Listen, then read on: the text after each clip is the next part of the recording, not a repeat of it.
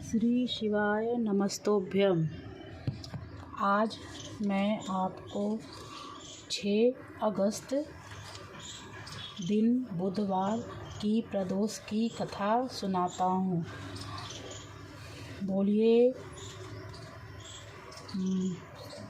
महादेव की जय। जबकि बुधवार को प्रदोष का व्रत हो तो उसे बुध व्रत कहा जाता है।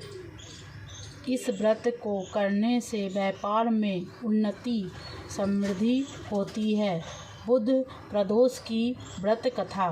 प्राचीन काल में श्याम नाम का एक पुरुष अपनी ससुराल गया।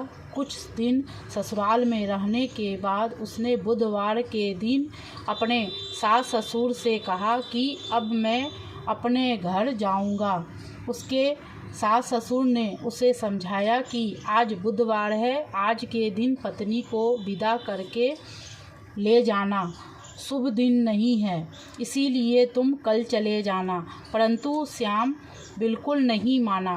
विवश होकर उसने सास ससुर ने उसे उन दिनों को विदा कर दिया। रास्ते में श्याम की पत्नी को प्यास लगी। श्याम पानी लेने चला गया। जब वह लौटा तो उसने देखा कि उसकी पत्नी के पास उस जैसी शक्ल का ही एक दूसरा आदमी बैठा था। उसकी पत्नी भी उन दोनों में से अपने पति को पहचान नहीं पा रही थी। श्याम उस आदमी से झगड़ने लगा। उन दोनों को झगड़ा करते हुआ देखकर राजा ने सिपाही उन दोनों को पकड़ राजा के पास ले गए।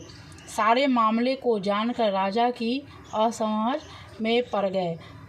सभी वहां आकाशवाणी हुए कि श्याम किसी का कहना न मानकर बुधवार के दिन अपनी पत्नी को विदा कराकर लाया है, इसीलिए उसके ऊपर बुध देवता का प्रकोप हुआ है और यह समस्या आई है। अब यदि श्याम अपनी पत्नी सहित ससुराल वापस लौटकर बुधवार प्रदोष का व्रत करे तो ही वह संकट दूर होगा। यह सुनकर श्याम ने ऐसा ही करने का संकल्प लिया। उसके संकल्प करते ही नकली श्याम अंतर्धान हो गए। राजा ने भी उसे छोड़ दिया। तब श्याम अपनी पत्नी के साथ वापस अपने ससुराल को लौट गया। वहां पहुंचकर दोनों ने बुध प्रदोष का व्रत विधि पूर्वक किया। इससे बुध देवता का प्रकोप दूर हुआ और तथा शंकर जी भी प्रसन्न हुए।